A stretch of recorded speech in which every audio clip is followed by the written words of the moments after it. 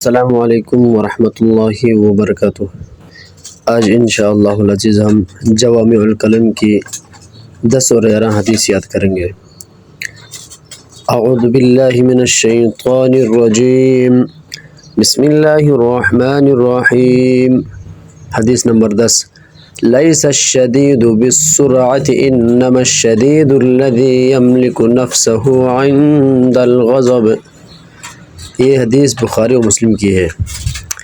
اس کا ترجمہ یہ ہے، پہلوان وہ شخص نہیں جو لوگوں کو بچھاڑ دے، بلکہ پہلوان وہی شخص ہے جو غصہ کے وقت اپنے نفس پر قابو رکھے۔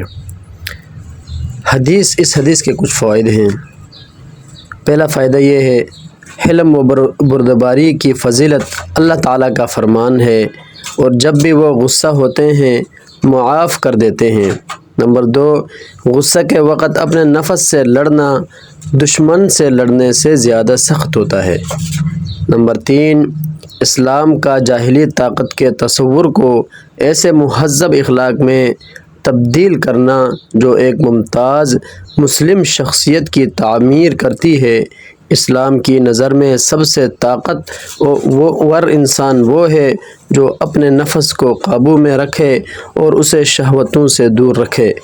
نمبر 4، غصے کی جسمانی، نفسیاتی اور سماجی نقصانات کے مد نظر اس سے دور رہنے کا واجب ہونا۔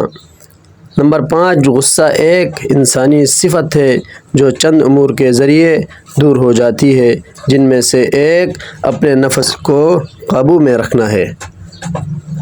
حدیث نمبر 11، اذا لم تستحی فاصنع ما شئت۔ یہ بھی بخاری و مسلم کی حدیث ہے۔